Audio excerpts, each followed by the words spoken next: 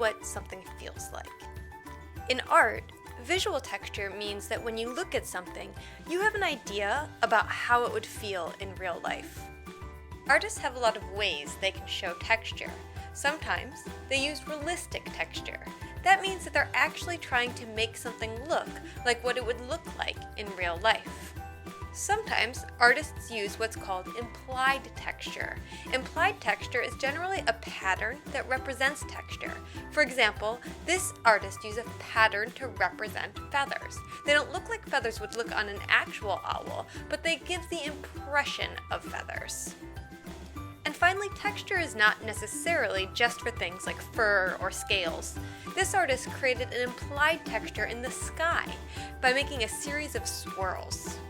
Today we're going to add texture to your paintings. In my example, I'm going to be using implied texture, meaning that I'm using patterns that suggest texture. First, we draw on our texture using a Sharpie. Just draw straight on your artwork. If you make a mistake, it isn't a big deal. We're going to go back into this with paint, so you can always paint over an accidental line. Think about every part of your image and decide what pattern would best imply the texture for that part of your image.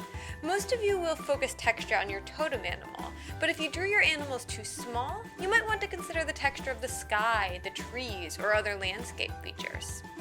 As you create your textures, you can make something up on your own, or if you need ideas, you can reference the texture guide that your teacher will hand out. Once you have your texture drawn in Sharpie, you're going to go back in and finish by filling in the texture with paint. Think of your design almost like a coloring book.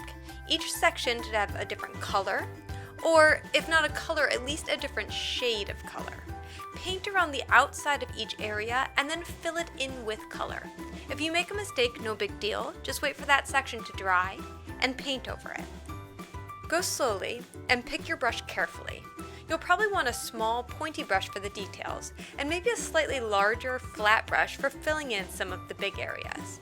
Artists use many brushes when they paint, and they switch depending on whether or not they need something small and pointy which can get the lines and the details, or something wide and flat that can fill in areas quickly.